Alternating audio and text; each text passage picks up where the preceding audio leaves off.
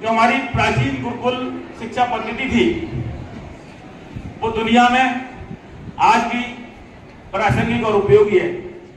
दुनिया के वो राष्ट्र जिन्होंने भारतीय गुरुकुल शिक्षा पद्धति को अध्ययन करके अपने देश में लागू किया, उन्होंने शिक्षा के क्षेत्र में गुणात्मक वृद्धि की और वो आज विकसित राष्ट्र हैं। मैं एक दो राष्ट्रों का उदाहरण आप लोगों के सामने प्रस्तुत करना चाहता हूं। अगर हम 3 या 4 दशक पहले देखेंगे तो फिनलैंड की जो शिक्षा व्यवस्था थी वो दुनिया की सबसे निचले स्तर पर शिक्षा व्यवस्था थी। फिनलैंड की सरकार ने भारतीय गुरुकुल शिक्षा पद्धति का अध्ययन किया। उन्होंने जो हमारे यहाँ पहले गुरुकुल में जो शिक्षा दी जाती थी, बच्चों को किताबों का बोझ नहीं होता था, उनके लिए दूसरे काम न करने की आज़ादी होती थी, उनको फ्री रखा जाता था। उन्होंने छात्रों के मन से शिक्षा का दबाव हटाया, परीक्षा का जो दबाव था उसको कम किया। उन्होंने उनको किताबी शिक्षा स्कूल के अलावा घर ले जाने को मना कर दिया।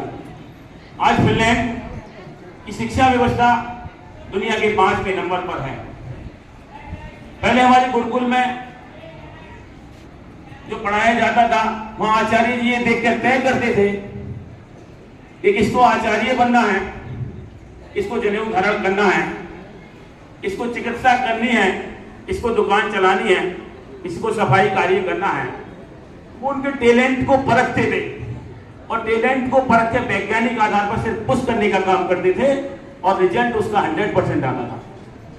आज जापान है, जापान ने इसको कॉपी करके इसका नाम दिया है लर्निंग बाय डूइंग।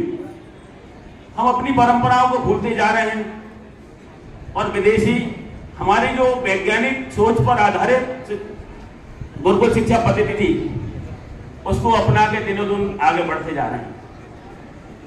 केवल गुरुकुल शिक्षा पद्धति की बात ही नहीं, हमारा जो गीता है ये दुनिया में सबसे पढ़ा जाने वाला ग्रंथ है। हमने इसको एक धार्मिक पुस्तक मान के, धार्मिक ग्रंथ मान के संरक्षित कर दिया। वो आज गीता जीवन जीने की कला है, गीता विज्ञान है, गीता एक सोशल इंजीनियरिंग है। गीता हताश व्यक्ति में आशा के भाव प्रकट करती है। अमेरिका है, ब्रिटेन है, फ्रांस है, यूरोपियन कंट्री पिछले 40-50 सालों से गीता के ज्ञान को छात्रों को पाठ्यक्रम में अनिवार्य शिक्षा के रूप में पढ़ा रहे हैं। वो राष्ट्र आज विकसित राष्ट्र है।